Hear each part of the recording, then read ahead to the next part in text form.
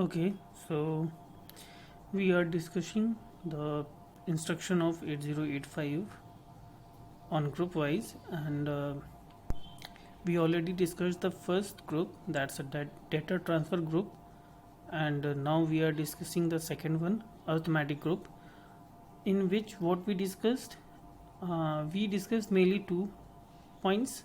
First is what a particular instruction works, the how the particular instructions works, and how many bytes they take in the memory, or how many bytes they contain in the memory. So okay, to be continued, we are starting from the first instruction, that is add r. That's called the mnemonics, which we write in the assembly language. So add r, तो इसका operation क्या है? Register, देखो addition of are, अभी हम पहले भी 8085 के बारे में पढ़ चुके हैं कि 8085 में चाहे एडिशन हो, सब्ट्रैक्शन हो, या अर्थमेटिक वाला कोई भी काम हो रहा हो, एडिशन हो रहा हो, सब्ट्रैक्शन हो रहा हो, उसमें क्या होता है, एक भाई दो डेटा के बीच एडिशन होगा और दो डेटा के बीच में ही सब्ट्रैक्शन होगा। तो दो डेटा में से एक डेटा हमारा एक्यूमुलेटर में होना कंपलसरी है, फर्स्ट थिंग।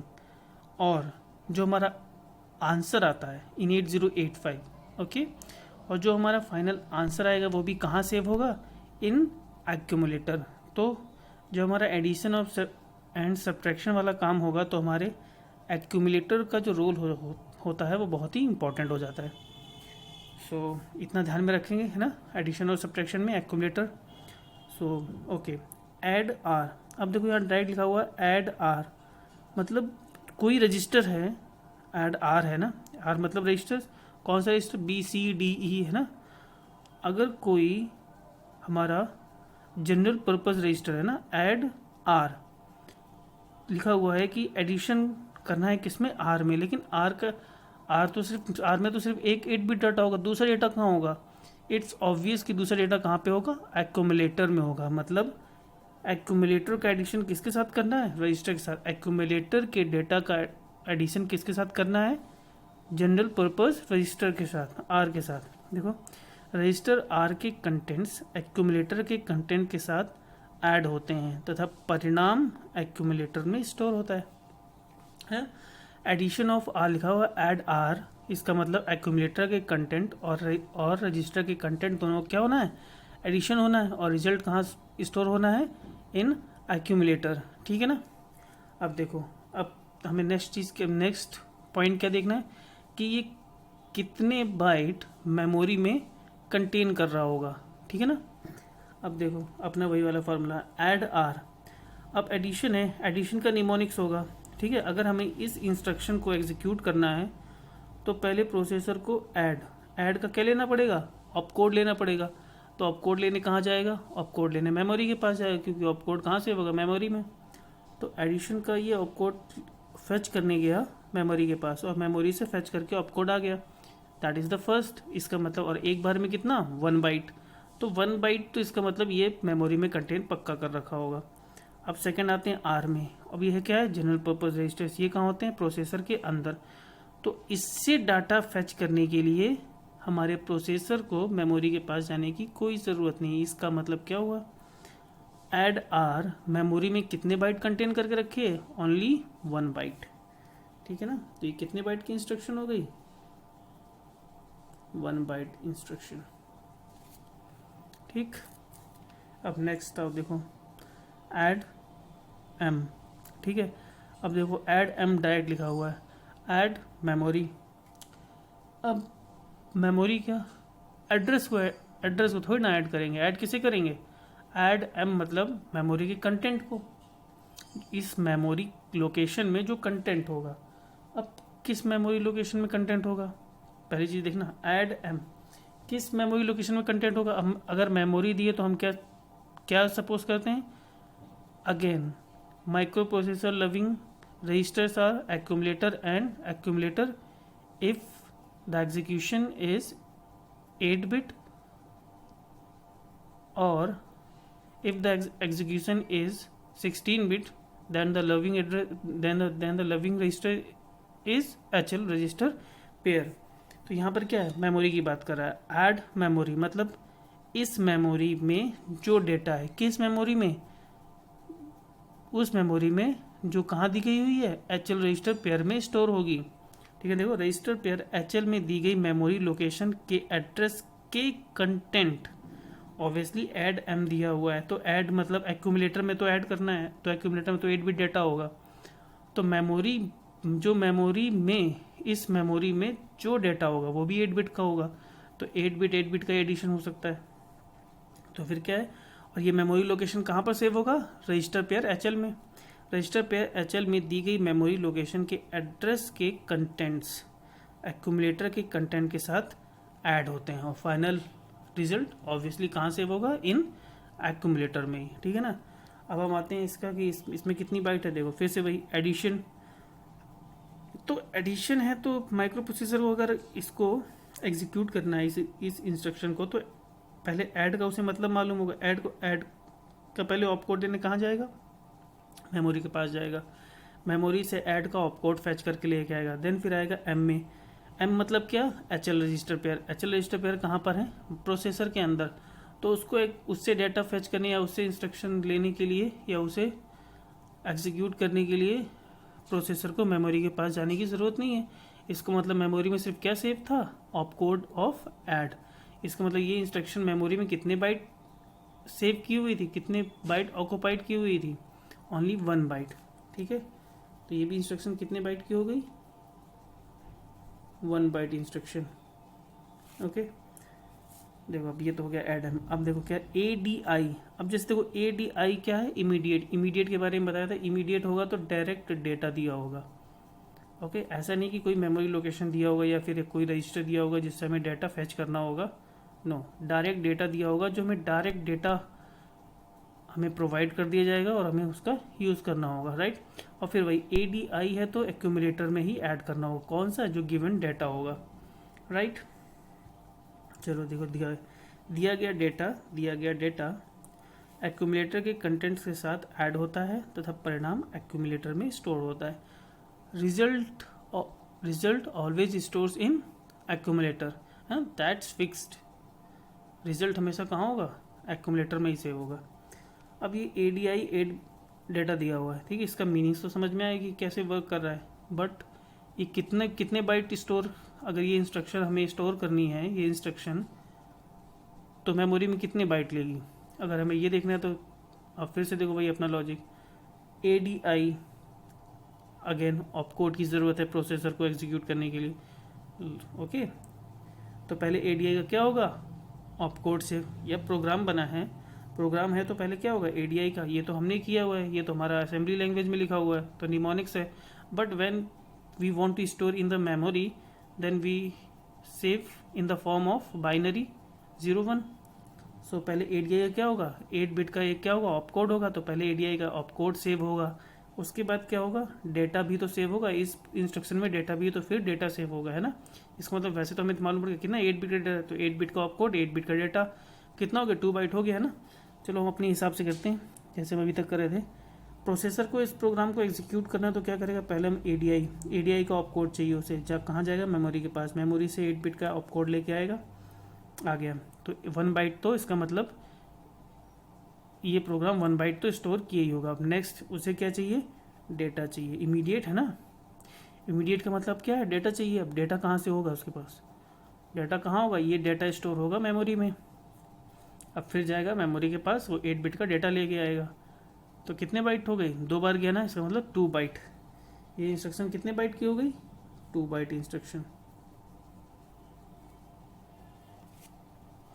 ओके, देन आते हैं, अब देखिए सब आर, सेम वही सब्ट्रैक्शन आर, तो फिर रजिस्टर आर के कंटेंट एक्यूमुलेटर के कंटेंट में से सब्ट्रैक्ट होते हैं। रजिस्टर आर के कंटेंट एक्यूमुलेटर के कंटेंट में से सब्ट्रैक्ट होंगे और रिजल्ट कहाँ स्टोर होगा, इन एक्यूमुलेटर।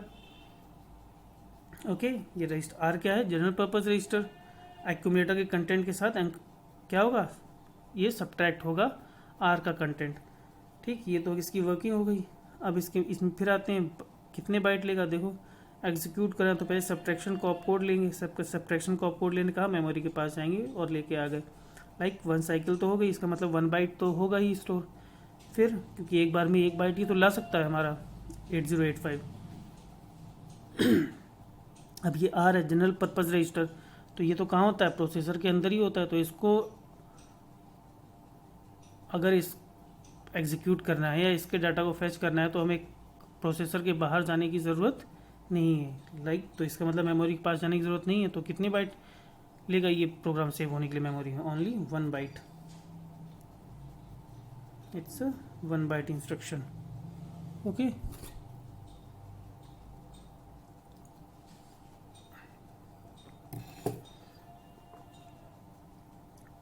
अब देखिए सेकंड में आई सब एम। तो फिर वही उस मेमोरी लोकेशन के कंटेंट जिसका एड्रेस रजिस्टर पे एचएल में दिया है एक्यूमुलेटर के कंटेंट में से सब्ट्रैक्ट होता है। भाई मेमोरी दी हुई है, मेमोरी मतलब कौन सी मेमोरी, जो एचएल रजिस्टर पेयर में सेव है, वो मेमोरी लोकेशन जो एचएल रजिस्टर पेयर में सेव है उसका कंटेंट, उस एड्रेस के कंटेंट को किस में सब्ट्रैक्ट करना है, एक्यूमुलेटर में से सब्ट्रैक्ट करना है। और रिजल्ट कहाँ स्टोर करना है, इन एक्यूमुलेटर। अब इसकी बात आई कि इसमें कितने बाइट यूज़ हो रहा है। तो लाइक देखो सब SUB सब का ऑपकोड इन मेमोरी, लेकिन जो मेमोरी है वो एचएल रजिस्टर पेयर, वो कहाँ पर होगा, इन प्रोसेसर। तो बाहर जाने की, मेमोरी के पास जाने की ज़रूरत नहीं, तो ओनली 1 बाइट।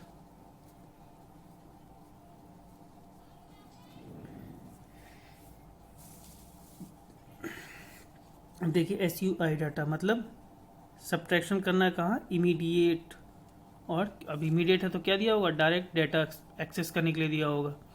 तो देखो दिया गया डाटा एक्यूमुलेटर के कंटेंट के साथ दिया गया डाटा एक्यूमुलेटर के कंटेंट के साथ सब्ट्रैक्ट होगा, क्योंकि डायरेक्ट डाटा दिया हुआ है।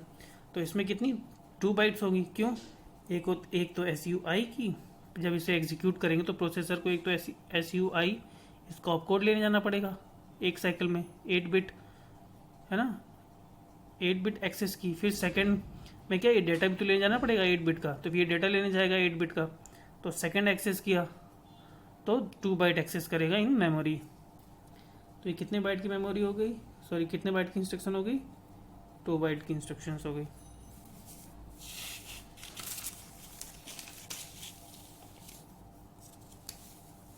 अब देखे आते हैं इसमें next increment are.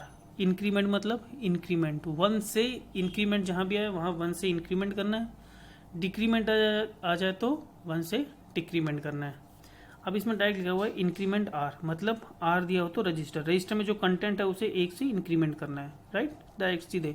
Increment are मतलब आर में जो कंटेंट है उसको 1 से क्या करना है, इंक्रीमेंट करना है। रजिस्टर आर के कंटेंट में 1 का इंक्रीमेंट होता है, लाइक। और फिर इसके बाइट की अगर बात करें, देखो इंक्रीमेंट ऑपकोड है, ठीक है, इंक्रीमेंट इसका हमें ऑपकोड लेने जाना पड़ेगा मेमोरी के पास, लेकिन आर कहाँ है, इन प्रोसेसर। तो इसको एक्सेस करने के लिए हमें मेमोरी के पास जाने की ज़रूरत नहीं है। तो क्या हुआ, सिर्फ ऑपकोड लाने के लिए हमें मेमोरी एक्सेस करनी पड़ी। तो कितनी बाइट की हो गई, 1 बाइट इंस्ट्रक्शन हो गई। अब बात देखो इंक्रीमेंट एम। अब इंक्रीमेंट एम मतलब मेमोरी, मेमोरी कहाँ, मेमोरी मतलब कौन सी मेमोरी, मेमोरी वो मेमोरी जिसका एड्रेस कहाँ दिया हुआ है, एचएल रजिस्टर पेयर में, है ना। मेमोरी मतलब एचएल रजिस्टर पेयर, एम लिखा है तो हमें अब कौन सा होगा, मेमोरी। मेमोरी कितने बाइट की होती, 2 बाइट या 16 बिट की, और 16 बिट कहाँ सेव होगा, एचएल रजिस्टर पेयर में। इंक्रीमेंट एम मतलब वो एड्रेस जो एचएल रजिस्टर पेयर में सेव है उसे क्या करना है, 1 से इंक्रीमेंट करना है। ओके, रजिस्टर पेयर एचएल में दिए गए एड्रेस की मेमोरी लोकेशन के कंटेंट, अच्छा सॉरी कंटेंट होगा, मेमोरी लोकेशन नहीं कंटेंट। जो ये मेमोरी दी हुई है एम, इंक्रीमेंट एम, इस मेमोरी के कंटेंट को, किस मेमोरी के, वो मेमोरी जिसका एड्रेस कहाँ दिया हुआ है, एचएल रजिस्टर पेयर में दिया हुआ है, उसके कंटेंट को 1 से इंक्रीमेंट करना है। इसके जो ये मेमोरी है एचएल रजिस्टर पेयर में जिसका एड्रेस सेव है, उसके कंटेंट को 1 से क्या करना है, इंक्रीमेंट करना है। ओके, तो देखो फिर ये भी कहाँ सी 1 बाइट इंस्ट्रक्शन होगी, क्योंकि इंक्रीमेंट का ऑपकोड एक्सेस करना है तो कहाँ जाना पड़ेगा, अगर इंक्रीमेंट का ऑपकोड चाहिए तो कहाँ जाना पड़ेगा, इन मेमोरी के पास जाके ऑपकोड लाना पड़ेगा। फिर एम मतलब एचएल रजिस्टर पेयर एक्सेस करना है तो ये तो प्रोसेसर के अंदर ही है, तो बाहर जाने की ज़रूरत नहीं है, मतलब मेमोरी के पास जाने की ज़रूरत नहीं है। तो फिर ये कितने, केवल एक बार जाना पड़ा, और एक 1 साइकिल में कितना, ओनली 1 बाइट एक्सेस कर सकता है। तो क्या हुआ, ये 1 बाइट इंस्ट्रक्शन हो गई। ओके, अब देखिए डिक्रीमेंट आर, रजिस्टर सेम वही, रजिस्टर आर के कंटेंट को क्या करना है, 1 से डिक्रीमेंट करना है। और ये भी कितने, ऑब्वियसली ये भी कितने बाइट की इंस्ट्रक्शन हो गई, 1 बाइट इंस्ट्रक्शन हो गई, बिकॉज डिक्रीमेंट तो ऑपकोड तो ठीक है लेने जाना पड़ेगा हमें मेमोरी के पास, लेकिन आर को एक्सेस करने के लिए हमें मेमोरी के पास जाने की ज़रूरत नहीं, क्योंकि रजिस्टर जो होगा जनरल पर्पज़ वो कहाँ होगा, प्रोसेसर के अंदर ही होगा, राइट। देन डिक्रीमेंट एम, फिर वही डिक्रीमेंट एम मतलब डिक्रीमेंट करना है किसे, मेमोरी को, मेमोरी कौन से, जिसका एड्रेस दिया हुआ है किसमें, एचएल रजिस्टर पेयर में, उसके कंटेंट को। देखो रजिस्टर पेयर एचएल में दिए गए एड्रेस की मेमोरी लोकेशन के कंटेंट एक द्वारा डिक्रीमेंट होते हैं, राइट। जो ये मेमोरी है, मेमोरी में क्या करना है, इस मेमोरी के जो इस मेमोरी लोकेशन में जो कंटेंट है उसे क्या करना है, हमें 1 से डिक्रीमेंट करना है। ओके, तो देखो अब ये कितने बाइट की इंस्ट्रक्शन है, अगेन ये 1 बाइट इंस्ट्रक्शन है, क्योंकि डिक्रीमेंट ऑपकोड लेने कहाँ जाना पड़ेगा, मेमोरी के पास। बट मेमोरी मतलब एचएल रजिस्टर पेयर, इसको एक्सेस करना है तो हमें मेमोरी के पास जाने की जरूरत नहीं, क्योंकि एचएल रजिस्टर पेयर कहाँ पर होगा, इन प्रोसेसर। तो ये भी क्या हो गई, 1 बाइट इंस्ट्रक्शन हो गई। ओके, तो this is all about the arithmetic group of instructions. Okay, thank you. I hope you will understand all of these instructions. Thank you.